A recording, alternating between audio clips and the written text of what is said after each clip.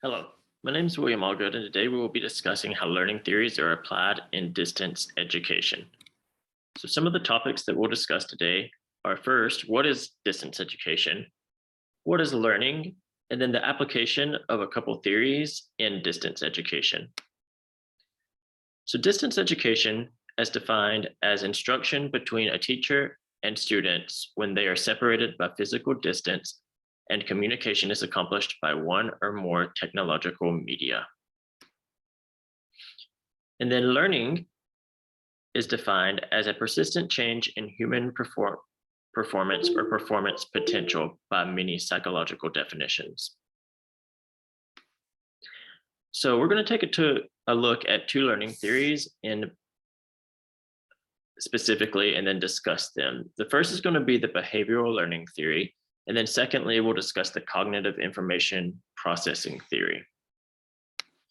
So the behavioral learning theory, as developed by B.F. Skinner, is the belief that learning can be understood, explained, and predicted entirely on the basis of observable events, namely the behavior of the learner along with its learning environment, antecedents, and consequences. So for example, in a traditional learning setting, a student receiving a treat for demonstrating the correct behavior in class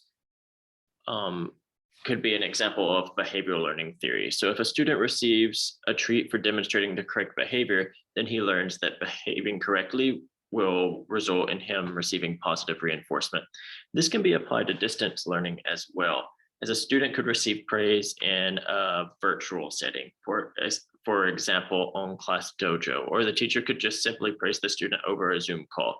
And this could be applied to the behavioral learning theory, as the student would then learn correct behavior results in positive reinforcement.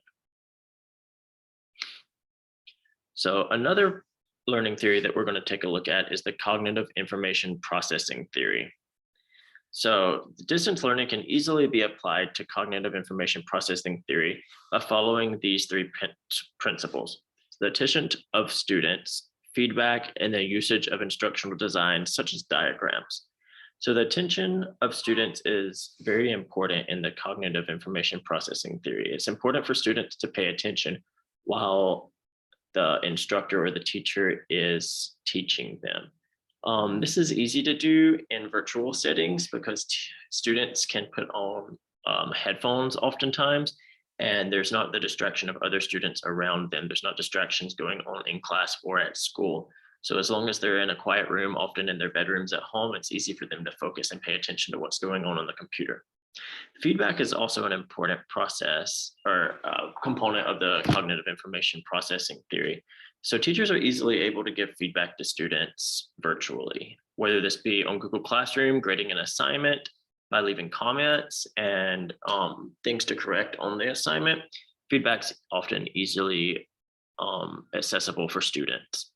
And then the third component is usage of instructional design such as diagrams. This is one of the most easy components of the cognitive information processing theory, because the usage of instructional designs such as diagrams can easily be shared with students virtually.